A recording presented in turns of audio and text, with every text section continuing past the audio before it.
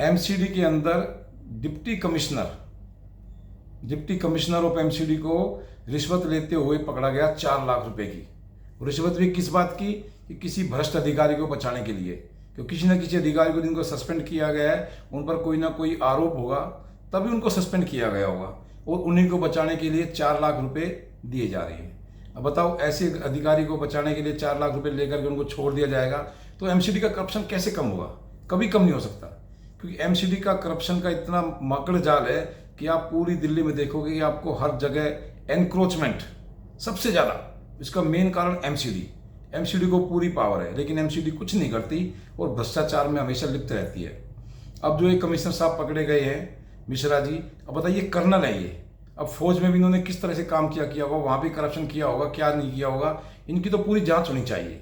अब साथ ही आप देखेंगे कि एमसीडी का जो एक मकड़ जाल है करप्शन का, वो इतना भयंकर है कि आप किसी भी उसमें चीज चले जाइए। वैसे दिल्ली का एक सिस्टम ऐसा है कि ज़्यादातर काम एमसीडी से पड़ता है, इतने इलीगल काम दिल्ली में होते हैं, उन पर एमसीडी की किसी अधिकारी की कोई नज़र नहीं जाती, कारण सिर्फ करप्शन।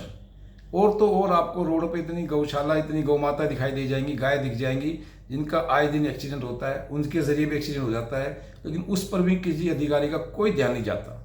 तो इस तरह आप देखेंगे कि करप्शन के जो एक मकड़ जाल है एमसीडी का, वो दिन पर दिन गहरा होता जा रहा है, और इसमें कोई भी ऐसा सिस्टम नहीं बन पा रहा है जो कि इसको पकड़ा जा सके, इसको रोका जा सके।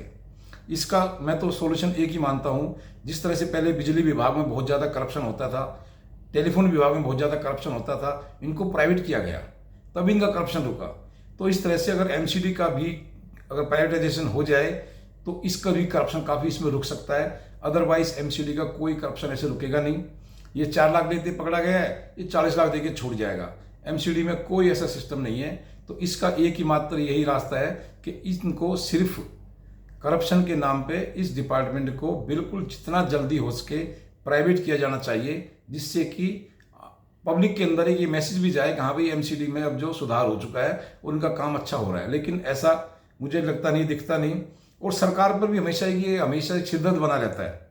पहले बिजली विभाग की सरकार पर इतनी जिम्मेदारियां होती थी, एमटीएनएल के नाम पर सरकार की इतनी किरकिरी होती थी, अब वो सारी किरी एमसीडी के नाम पे हो रही है।